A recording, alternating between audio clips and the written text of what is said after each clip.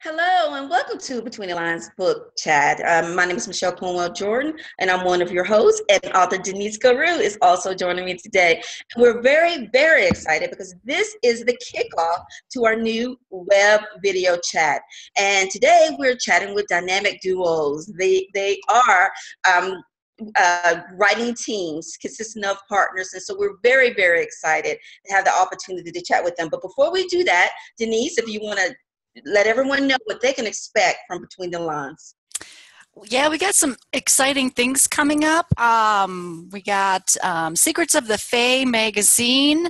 They are coming in and they're going to give us the behind the scenes, what it takes to put a magazine together and collaborate. We have pet muses coming up, so we have authors that are inspired by their pets, like me, and what their pets had to do with their writing world.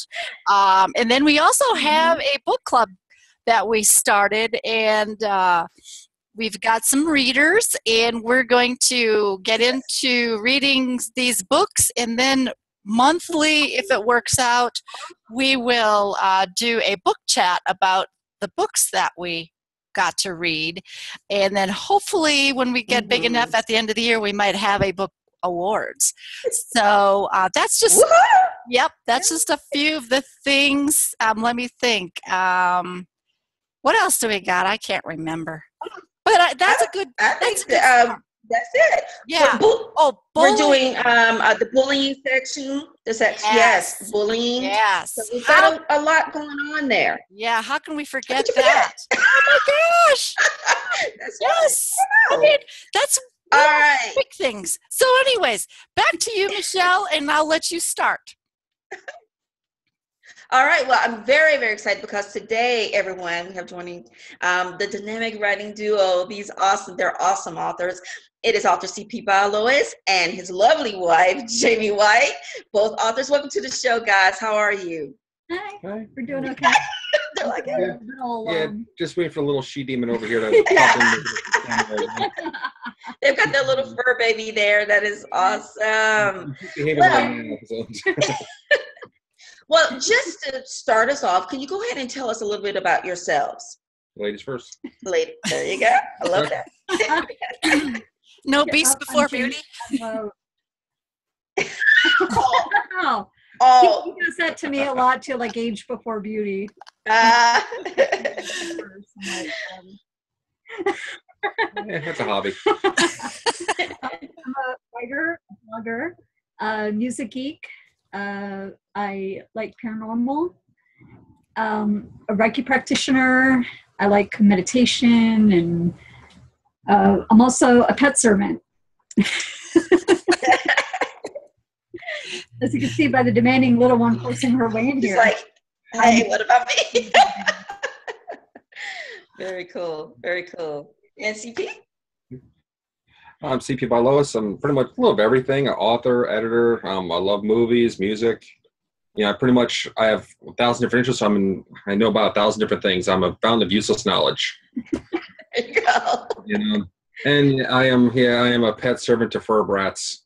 That know how to leave me alone and sleep in the morning. That's right. I don't know with that. Those girls, why we try to get out of the house as much as possible.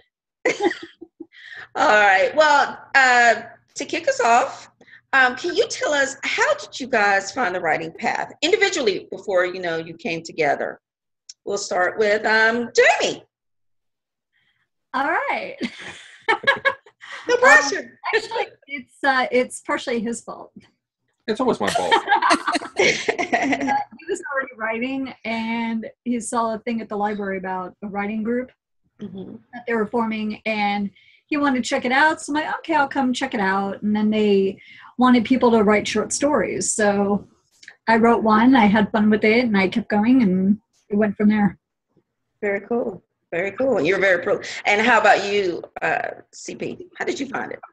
Well, I kind of found it, lost it, and found it again. When I was younger, I liked to, watching Transformers and other shows like that. I like to kind of tell my own stories or retell what they did, on the show. And then I kind of got away from it for a while. And then about 2010, I was when I was working retail, I started having ideas popping in my head. No idea why. They just started popping in. So I started writing them. And I pretty much gave them a friend of mine I worked with. He loved them. You know, he took them to his other job, and friends there loved them. Then I started working my first book. At that point, I just had an idea. I thought it'd be about me being naive and stupid. I thought it'd be a week or two. Ended up being about a year. So it's like, that was my introduction. And then, lost a job in there. So it's like, okay, that's a perfect opportunity. So I dove into writing full time and editing and everything. Just, I haven't looked back since. Wow. Very cool. All right. Well, let me ask you guys, which one of you thinks they are the better writer? Oh no, she jumped right in there. God. At the moment, I think I am the better writer, but I keep telling her if she applies herself, she'll be way better than me.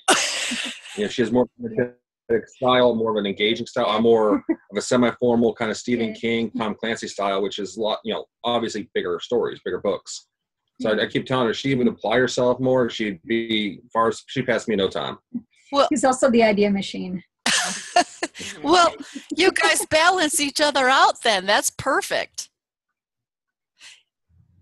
That is cool. Yeah. That is cool. And I know that CP, when I first met you guys, CP, and up to this day is extremely prolific, but Jamie is now pushing them out very quickly. And I think that is great. So Jamie, do you feel that, that working with, I say with, just, having been in the atmosphere, tossing ideas off one another, has that helped you? And so my question is, what have you gained from CP? And CP, what have you gained from Jamie? What is it that you've learned since being together? I know our talking and his ideas have helped you out a lot. They have. They've caused me lots of anguish. Yes. Yeah, thank you, CP, by the way. But yeah, I mean, he's definitely he reads over the stuff, and then he definitely gives me little ideas of like, okay, well, maybe you could do this, and maybe that would flush it out a little bit more, or maybe if you did this, it would work a little better. So he does a lot of that. So that helps. You get the ideas, you get the fleshing out. And what about you, CP? What have you gained from Jamie? A different point of view. I mean, I'm a big fantasy fan and horror fan. Those are two genres she doesn't touch, and she just is not into them. So I'll use like a certain term, like just say in fantasy. That's anyone that's ever read a fantasy book will know the term. And she's like, "What's this mean?" And I have to explain it to her, and it's like, okay, well, if she didn't know, do I have to explain it more? Do I have to do this? Do I have to do that? And she can be the voice of reason every now and then. And she'll point something out. I kind of sit there. Yeah, but this is so simple. How can you not understand this?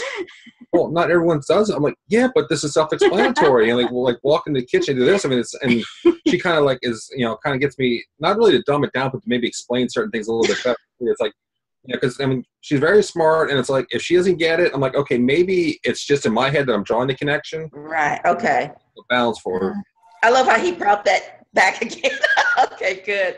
And for everyone, the anguish that CP has caused, he's given Jamie ideas, and that has produced cliffhangers in her books and things like that me as a reader really appreciate. Thank you so much.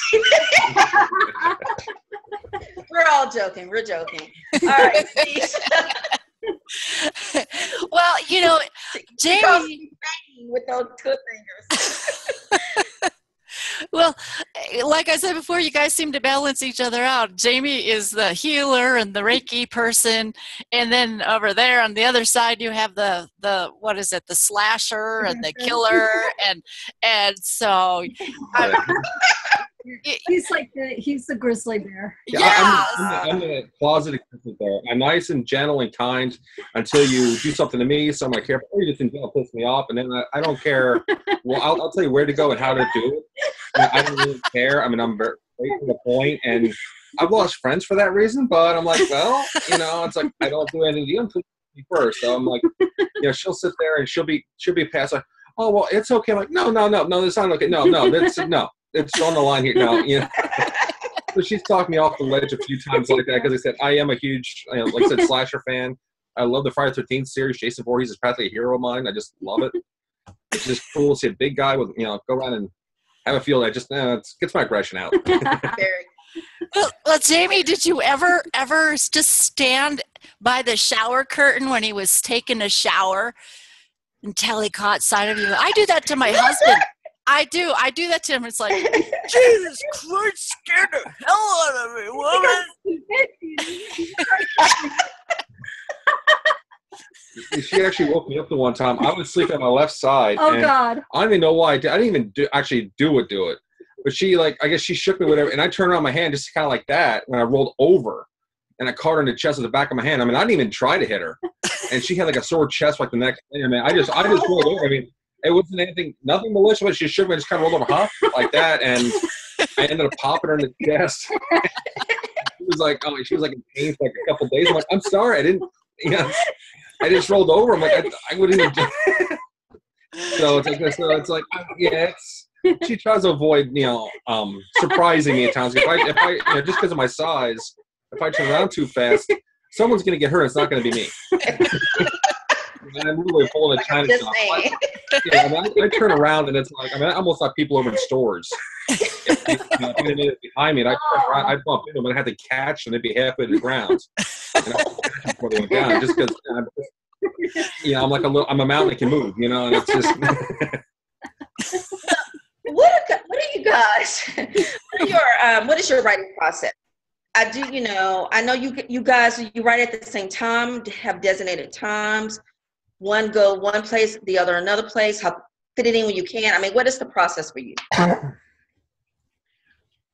Okay, so this one. For me, I can pretty much write almost anywhere, anytime. It depends on kind of sort of how deep I can get into it. Most I kind of need quiet or just like music and stuff like that. I mean, I love classical. I love heavy metal, so I kind of want to listen to that. She's more pop, and when I'm trying to write pop, gives me a headache. Pop and country just give me a migraine. I'm trying to write unless it's a story that's actually kind of channeling in it. So it's like, we can do it together, but we have to be separate. One of us needs headphones. Yeah.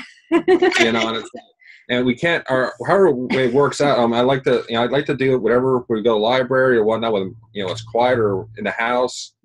I like to write by hand most of the time. So like short stories, I'll tend to do on the computer, just because I don't feel like sitting there and writing 10 pages and typing 10 pages. It just kind of, for me, it doesn't really suit a purpose.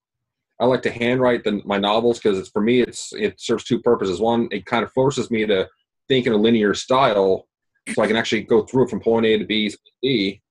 And then when I type it up, it's my first rewrite, and I fill in any plot holes, everything else while I'm doing it. So it's my first rewrite and edit as I type it up. So it kind of kills 2 or 3 birds with one stone.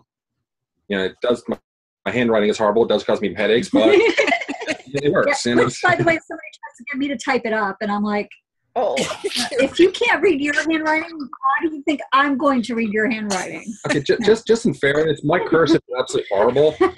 So I print. I print the whole time. Block those. Otherwise I'll go insane. That's my nicest writing. My print. She can't read my block without printing. She can't read my very nice cursive. If the cursive looks like I had a seizure while I was writing it, she has no problem reading that. Oh my goodness! So go figure that one out. I'm still trying to figure it out. It's just I'm trying to figure it out too. But so you edit one another's things. So your process is you work together, and then you read. You're the first beta readers for both, correct? Yeah, he's basically first reader.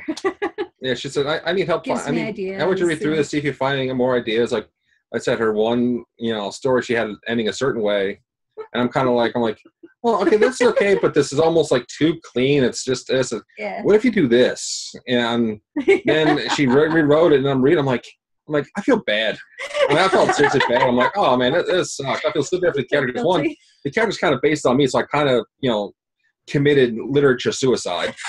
I'm sitting looking at this. I'm like, I just felt so bad because they were so good together. Yeah, and I kind of twisted. And I'm like, oh, I'm such an ass. I'm sorry. It's good when the person that gave you the idea feels guilty. I know. Whatever. Well, God, whatever the idea is, I just type it. And I just type on the computer. I cannot. I'll sometimes handwrite a little bit, but I can't do that for a long time. drives me crazy to like write it all out by hand and then sit there and type it all out. Yeah. Yeah, like I have to listen to music a lot of time when I'm writing. I like to sometimes when I have a playlist for it, I'll sit there and I'll put on my headphones and I'll just like walk around the house, like listening to it and like singing, you know, with the songs, just to kind of like get myself in the mood. Yeah, and that like sort of like emotional space and everything, and then I'll sit down and write. Very cool. Well, okay. well, you too. It seems like you got the perfect setting to collaborate. Did you ever think of collaborate? CP could do all the dark, scary parts, and Jamie could do all the light, saving good parts. That did come up before, but our writing styles are kind of different, so Yeah, I don't know how that might actually like. Yeah. We kicked it around. I mean, because when I tried to write like curse, like the fast, the more YA version style and everything, the fast and the the engaging, I tend to write more like a comic book where it's almost like a tennis match, acting bam, bam, bam, bam, bam, bam, like like bullet points right down the thing. I don't really. I mean, I kind of like the slow build up. I kind of like the lulling people into a false sense of security and like I just kind of like the methodical approach to it, where it's like just going along. Like if you're walking down the street, okay, it's left, right, left, right, left, right. Oh, tree's falling. She's like, walks down the street, tree falls, and I'm kind of like, well, there's no build up. Like going along a normal day, I'm like, okay, yours just walk out the door and tree falls. Like, well, really? Well, it's it's like I come from the Stephen King frame of mind. I guess reading him, Tom Clancy. I mean, I like that build up. For me, I just love doing it, and so we haven't quite found how to mesh our styles yet with that. The only way I could probably think we would do it is maybe like alternate chapters. yeah. But then I could just imagine some of the feedback we get. Oh, semi-formal, new age, semi-formal, new age, and I'm sitting there, because people hate my formal anymore. So I get yelled at for my style all the time. It's like, all right, guys. Very cool. Well, I think since you write in two different genres, this probably helps. But how do you balance, the supporting of one another versus any competition? Is it because you don't compete against one another due to the fact you write in different genres, or do you get what I'm saying? I'm asking. Both. Well, we pick on each other a lot about it. Do. Like, oh, well, I sold this many. Oh, well, I sold that. I'll see. So there's support there, right? Yeah, we're both highly competitive. I'll see those beautiful pictures on Facebook that show like a cabin. My dream home is a log cabin on a mountain overlooking a lake. You want breakfast, you can go fishing for just away from people. Nearest neighbor like 3 miles away. The old style setting where it's kind of left to your own devices and nice and peace and quiet. Yeah. And I show some her, she'll love it. I'm like, well, see, now you got to sell more books. So come on, chop. Oh, that's so cool. And you sell more books. Yeah. And like I said, another time is during Nano, when like I said, it's kind of we do compete with each other. Like I said, it's almost like a constructive, because I'll sit down, I'll do like a chapter a day, and for me that'll be anywhere from like 5 to 10 pages, and it'll be anywhere from 1,800 to 3,500 words, and that'll be my daily word count. And she'll be sitting there, she'll do like 1,200. I need ideas. I'm like 5 days into it, I'm scheduled to get every time I'm scheduled to finish the 22nd, 23rd, like 7 days early. And she's sitting up in the 11th hour trying, I need an idea. Oh my God, I need an idea. Help me. I'm like, I could have sat down and written more. So it's kind of a, he yelled at me so much that I'll blow out of the water with that, with the speakers. I'm very. So we could get competitive during Nano, yes. Nano, yeah. I'm very fishing minded, You can't be finished. You can't be finished. I'm efficient minded. I'm like, I go in there, I want to sit down, I go right to it. I get in the frame of mind, I go right to it. She'll go on Facebook, she'll do her networking, she'll do this. 2 hours later, I'm done. I have my whatever, and I'm ready to go home. She's like, I just started. I'm like, really? What have you been doing for the last 3 hours? And I get that look like, I do the same thing. It's like, or if it's reverse, like if I have trouble getting into the for whatever reason, like a friend of mine will see us and come over and talk or whatever. Yeah. And as soon as I start writing, I'll get like halfway in the one page, come over, oh, you ready? I'm like, really? You wait till now? Well, it seems like you balance each other out. As Denise was saying, that is great. You know, your strengths help Jamie, and Jamie's strengths help you. I think that is awesome, actually. Very, very cool. Yeah. Denise, Jamie, I do the same thing. 4 hours, I'm on Facebook, and then I'm like, okay, I can write now. Well, you got to get it's like part of your job, you know, it's working and everything you're retweeting and all that. Yeah. It's done, and then I get into the other part. That's right. You take care of this. And, That's why I get up early in the morning. I have my system up. I get up at 10 of 7. I call on Twitter. I go on my network. I call Twitter hell. I compile all my followers. Everyone retweet together.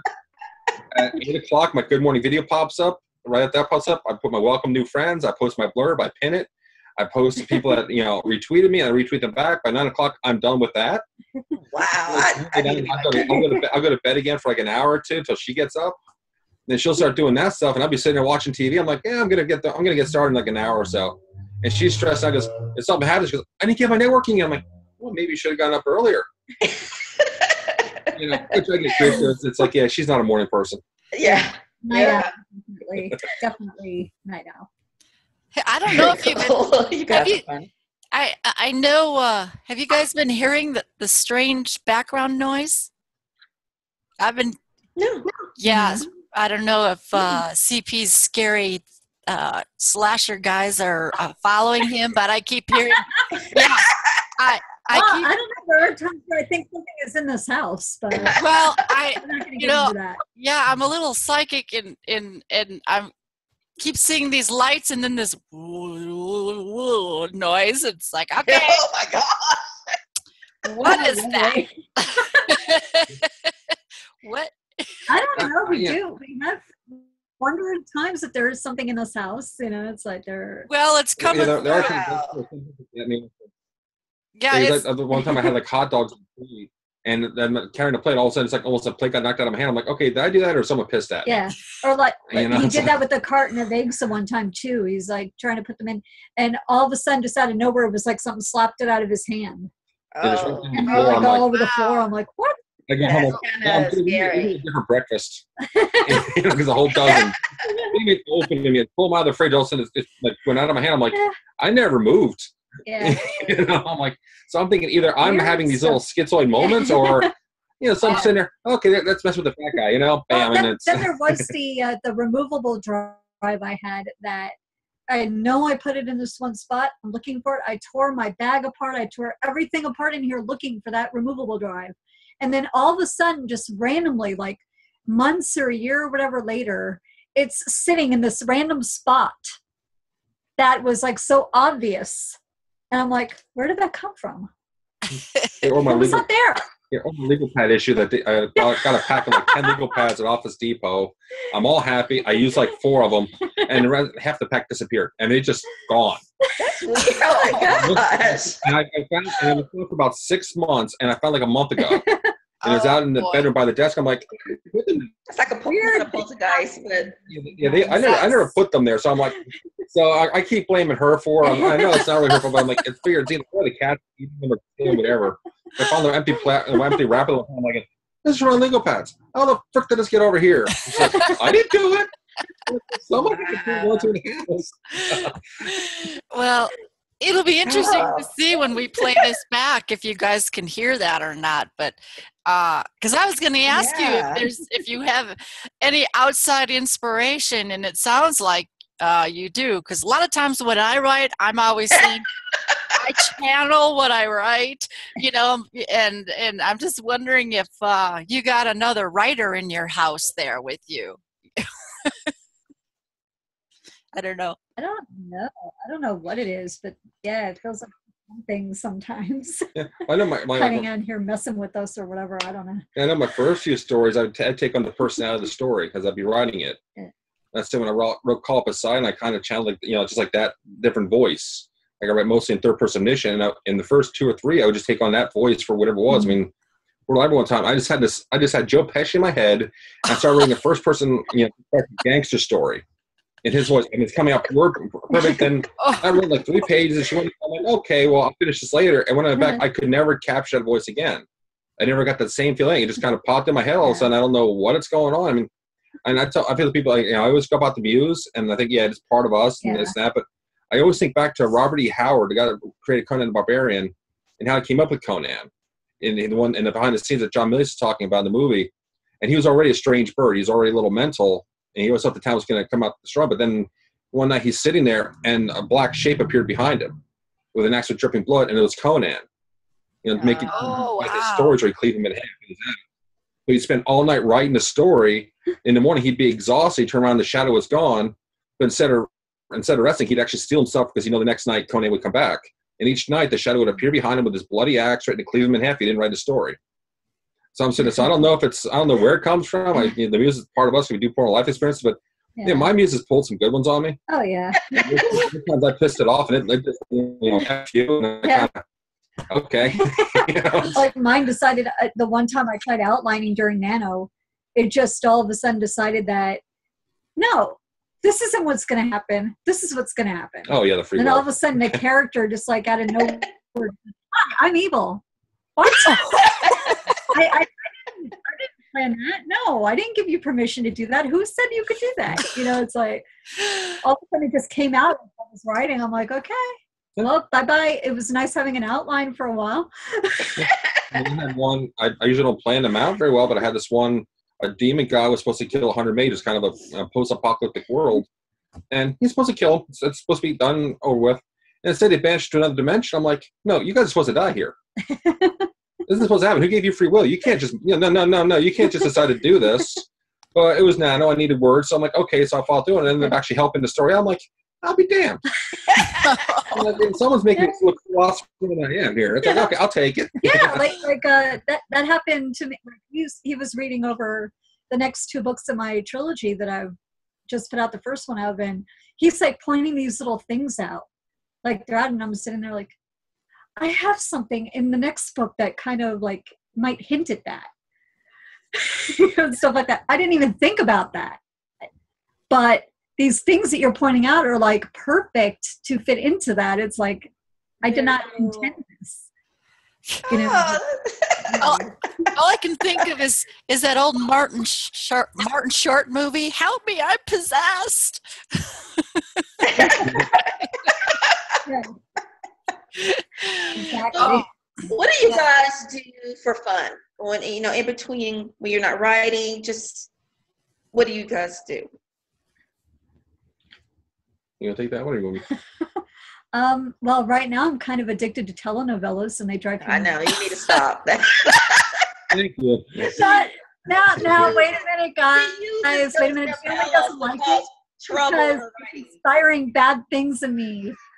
With my characters, it's taking my characters into some bad places. Yes, and causing me pain when I read them. That's why she does not want me to watch them. He just doesn't want to watch them because they give him a headache.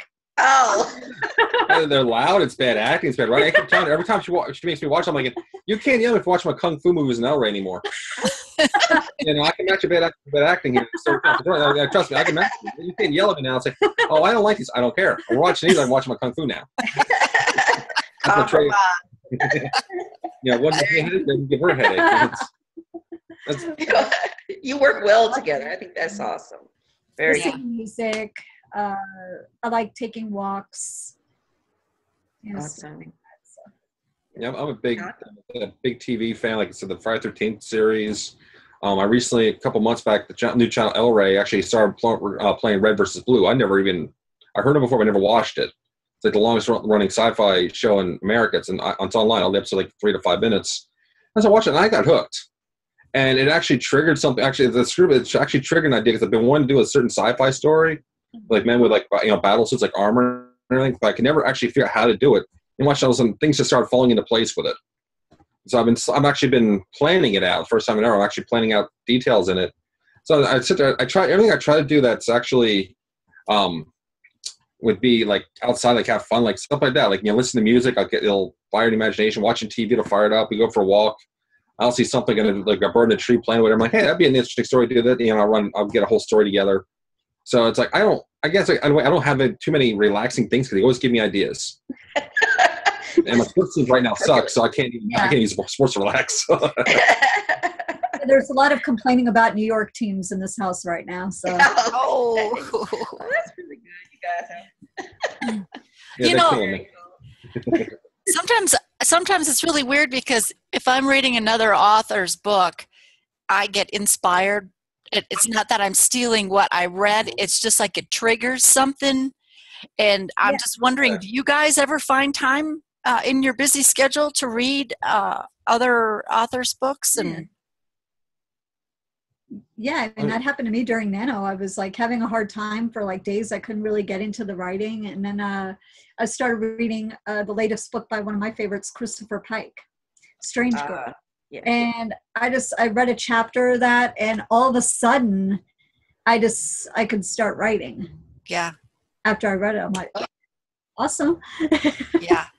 And I usually have two books going because I like to.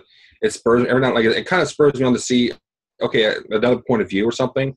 Like I love reading, let's say, a hardcover and then a digital one. Like right now, I'm reading Joe Hill's NAS048, what I think it's called. It's supposed to be like Nosferatu. And I'm reading a book, Historian. I can't remember the author, but to me, it's like one of the top 5 vampire novels ever. It's awesome. It's a good track, and it's like found in a library for $1. And I'm kind of reading them, and they kind of, anything I'm reading, usually they kind of relax me, put me in like a little Zen mode. Yeah. And I'll see something, it'll be something off the wall strange. Like I'll see something like, okay, the guy handed someone flowers and tripped going down the hall. And I'm like, okay, that's funny. All of a sudden that'll lead to me having to spread it. Oh, if this happens I'll think, okay, that's in this world. I'm like, in my Sword in the Flame universe, if someone does this and it's totally different, but whatever reason, it just triggered a certain thought. Yeah. Yeah. It could be someone else just having a talk with someone, like just triggers an argument idea in my head. And I'm like, oh, okay. I mean, like my one sci-fi book I have out, The Last World, I got that. I was watching the behind the scenes. I love the old Universal horror movies. I was watching behind the scenes of The Creature from the Black Lagoon.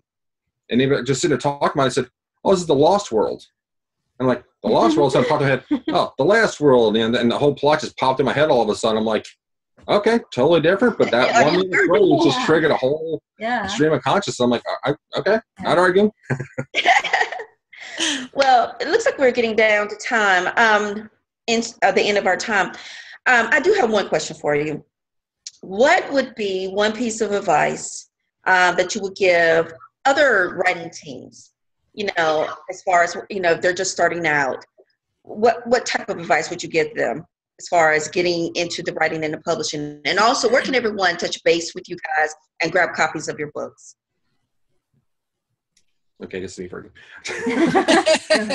the best thing is listen to each other. If you can use each other as a resource, it's like we have a great balancing act, and just it's another point of view. Even if you're somebody that writes romance and you hate romance, just like a real life situation, you can sit there and say, well, why don't do this instead? Listen to each other. Don't be afraid to have an opinion. Don't be afraid to listen to an opinion. It's like it goes right down from beginning to end, the whole process. Even publishing, when you're listening to editors, beta readers, don't be afraid to listen to the opinions. You don't necessarily have to accept them if you don't agree with them, but don't be afraid to listen to them. It can't hurt. And like to find me, you can find pretty much, just look on my website, CP Bialois, BIAOLIS .wordpress.com. Pretty much everything's connected to there. It's also just type my name, and I'm the only one in existence, so you'll find me on Facebook. I'm the only one. So you're not going to have many. You're not going to pull anyone besides me.